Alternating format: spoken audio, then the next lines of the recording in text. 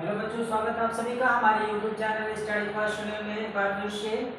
आज मैं आप लोगों को साइंस का टॉपिक्स लेकर के आया हूँ। Parts of a leaf. एक पत्ती जो हम जानते हैं अच्छे से कि पत्तियाँ क्या होती हैं। आम की पत्ती, नीम की पत्ती, अमरूद की पत्ती, इसके अलावा केले की पत्तियाँ। हम सभी पत्तियों के नाम तो जानते हैं, पेड़ पौधों के नाम भी तो जानते हैं, लेकिन पत्तियों के कुल कितने पार्ट्स होते हैं ये आज हम इस वीडियो में समझेंगे कि एक पत्ती में कुल कितने भाग होते हैं, एक पत्ती के कुल कितने पार्ट्स होते हैं, इनका क्या फंक्शन है। इस वीडियो में आज हम क्लियर करेंगे पार्ट्स ऑफ अ लीफ। चलिए फिलहाल हम देख लेते हैं। पत्ती आपके सामने बना हुआ है इस बोर्ड पे, और इसके कुल कितने पार्ट्स है वो पहले हम आपको बता देते हैं। ब्रांच, ऊपरी वाले पार्ट्स जो पेड़ से लगा होता है बिल्कुल, stock, petiole, leaf blade, lamina, veins, main veins जिसको मिट्री भी कहा जाता है, और स्टोमेटा। ये सभी चीजें हम आपको एक एक करके बताएंगे इस वीडियो में। फिलहाल हम लोग शुरू करते हैं। ब्रांच क्या है? पेड़ पौधों की जो शाखाएं होती हैं उन्हें ब्रांच कहा जाता है। एक पेड़ जो हम जानते हैं अच्छे से, इन पेड़ की अलग अलग शाखाएं होती हैं जो तने से लगा होता है बिल्कुल, उसे हम ब्रांच कहते हैं। और ब्रांच से हमारी पत्तियां लगी होती हैं, ये आपको याद रखना है। और उसके बाद है स्टॉक। स्टॉक क्या होता है?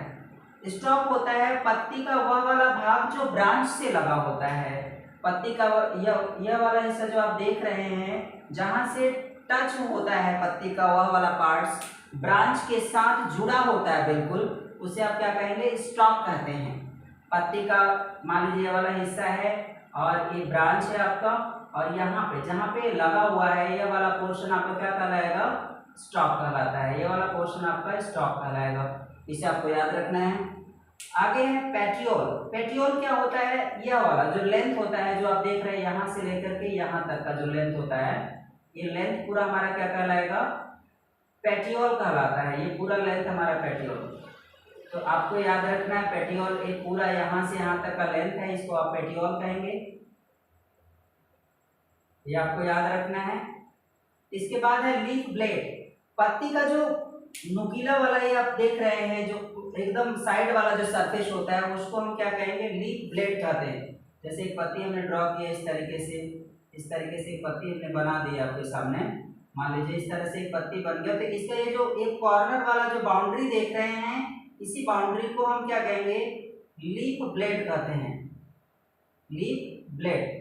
ब्लेड मतलब किनारा होता है, जो पत्ती का बाहरी वाला हिस्सा है, जो सबसे किनारे वाला जो ये बाउंड्री देख रहे हैं, इसे हम क्या कहेंगे? लीफ ब्लेड कहते हैं।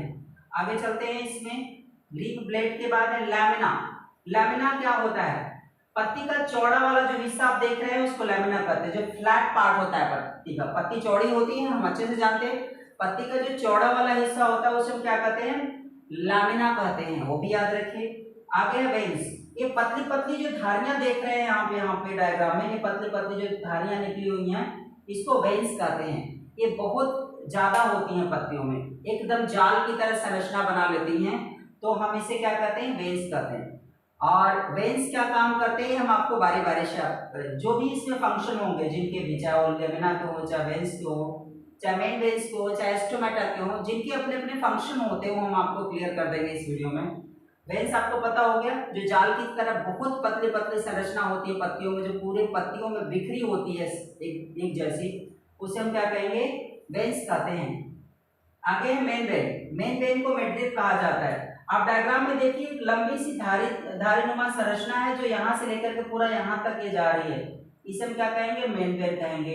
इसे मिडरिप भी कहा जाता है। मिडरिप का मतलब होता है मध्य से होकर के गुजरने वाली एक लाइन जो पत्ती में दिखाई देती है, उसे हम मिडरिप कहते हैं, उसी को हम मेन वेन कहते हैं। इसी मेन वेन से हमारा जो वेन्स है, पतली पतली धारियां जो हम जिसका जिक्र अभी कर रहे थे आपसे, वो मेन वेन से जुड़ी होती हैं, ये आपको याद रखना है।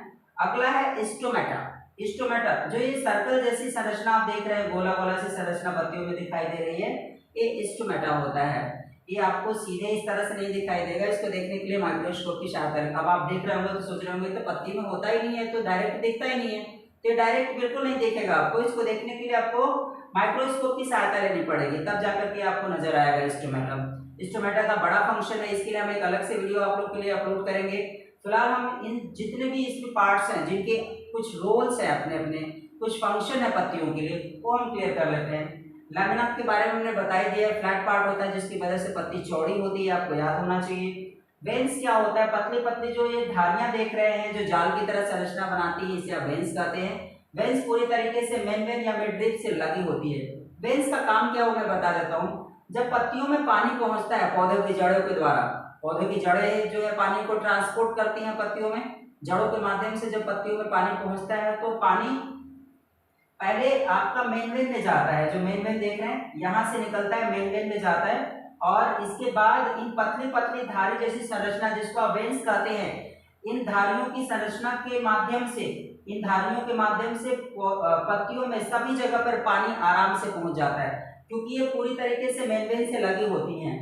ये जो वेन्स है पतली पतली धारियां जिनका जिक्र हम कर रहे हैं, जाल की तरह जो संरचना पूरी पत्तियों में बिछाए हुए हैं, इनमें पानी धीरे धीरे पहुंचता है मेन वेन यानी मिड ड्रिप के द्वारा, और पूरा का पूरा वेन्स जो होता है इस पूरी पत्ती को क्या कर देता है, पानी भर के गीला कर देता है, मतलब पूरी पत्ती में पानी पहुंच जाता है, ये आपको याद रखना है।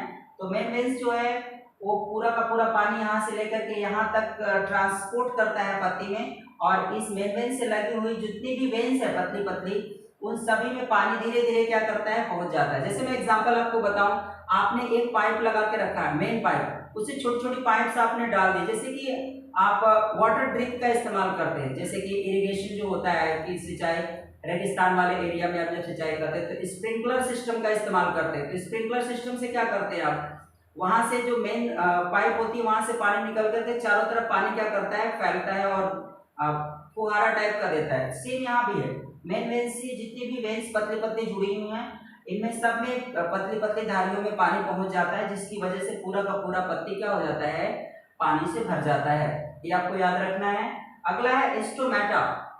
स्टोमेटा का पत्तियों में बड़ा योगदान है, जिसके लिए हम आपको अलग से वीडियो अपलोड करेंगे। फिलहाल हम आपको ये बता देते हैं कि ये जो इस तरह की संरचना आप देख रहे हैं गोला गोला सा, ये पत्तियों में होता है, ये हमें बिल्कुल डायरेक्ट दिखाई नहीं देता है लेकिन ये होता है, इसे हम स्टोमेटा कहते हैं। इसी स्टोमेटा के रास्ते से कार्बन डाइऑक्साइड पत्तियों में प्रवेश करता है। जब पौधे में भोजन बनता है, पौधे की पत्तियों में भोजन बनता है तो हम जानते हैं, पौधे की पत्तियों में जब भोजन बनता है तो भोजन बनने के लिए पौधे की पत्तियों को क्या क्या चीजें चाहिए, कार्बन डाइऑक्साइड, वाटर, और इसके साथ साथ आप मिनरल्स भी कुछ मात्रा में कर सकते हैं, और सूर्य की किरणें जो पर्याप्त है पौधे की पत्तियों में भोजन बनाने के लिए। तो जो कार्बन डाइऑक्साइड हमारे एटमॉस्फेयर में है, हमारे पर्यावरण में कार्बन डाइऑक्साइड की मात्रा है, ये कार्बन डाइऑक्साइड की मात्रा पर पौधे की पत्तियों में पहुंचता कैसे है, आपको अगर पूछा जाए तो आप क्या बताएंगे, पौधे की पत्तियों में असंख्य संख्या में, मतलब बहुत सारी संख्या में छोटे छोटे गोले पाए जाते हैं, सर्कल पाए जाते हैं, जिनको स्टोमेटा कहते हैं, और इसी स्टोमेटा के रास्ते होकर के पौधे की पत्तियों में कार्बन डाइऑक्साइड की मात्रा प्रवेश करती है,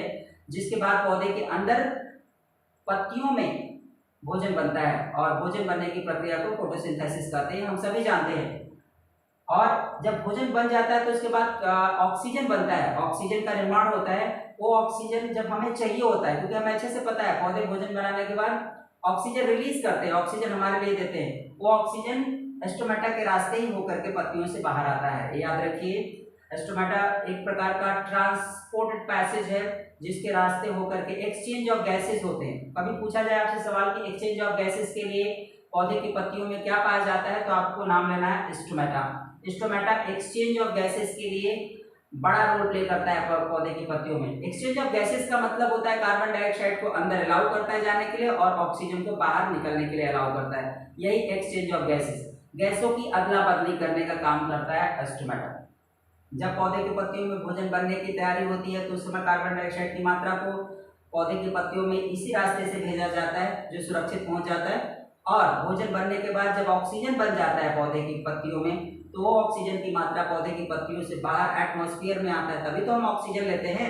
वो ऑक्सीजन इसी स्टोमेटा के रास्ते होते हुए बाहर आता है। इसके अलावा स्टोमेटा का एक और भी काम है, पौधे की पत्तियों में जब पानी ज्यादा हो जाता है, पौधे की पत्तियों में जब पानी ज्यादा होता है तो ट्रांसपिरेशन, जिसको रिस्पिरेशन प्रोसेस के अंतर्गत आप कह सकते हैं, जब पौधे की पत्तियां सांस लेती हैं तो सांस के माध्यम से पौधे के अंदर, पत्तियों के अंदर से कुछ पानी की मात्रा जो होती है, पानी की बूंदें जो होती है सतह के ऊपर आ जाती हैं, और वो सतह के ऊपर किस रास्ते से होकर के आ जाती हैं, स्टोमेटा के रास्ते से। आपको याद रखना अच्छे से, स्टोमेटा पौधे की पत्तियों में बड़ा योगदान देता है। कभी भी पानी की मात्रा पर्याप्त हो जाती है पौधे की पत्तियों में, या फिर हम ये कहें कि गर्मी के दिनों में पौधे को ज़्यादा से ज़्यादा पानी क्यों चाहिए होता है?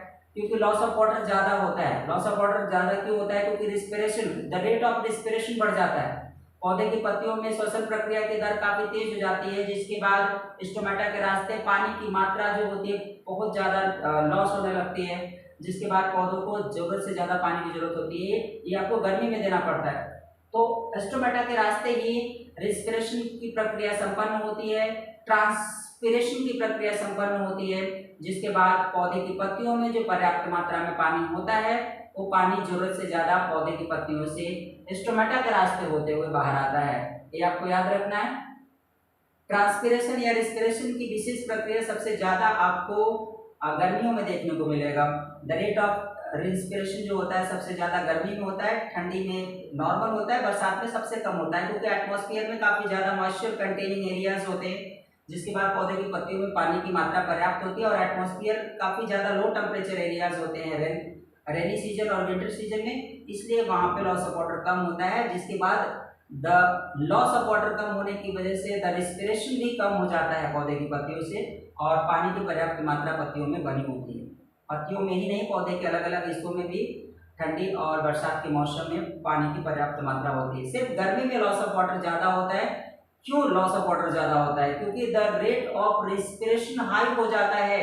The rate of respiration high होने के बाद स्टोमेटा के रास्ते पौधे के पत्तियों के अंदर जो पानी की एक्स्ट्रा मात्रा होती है वो जरूरत से ज्यादा बाहर निकलने लगती है, इसलिए पानी की कमी होने लगती है पौधों को, और इसी वजह से गर्मी में पानी देना पड़ता है पौधों को बार बार। फिलहाल के लिए इस वीडियो में इतना ही। आपको पार्ट्स ऑफ लीव्स के बारे में हमने आपको बताया। स्टोमेटा का एक पार्ट्स हम आपको वीडियो बना करके अपलोड कर देंगे।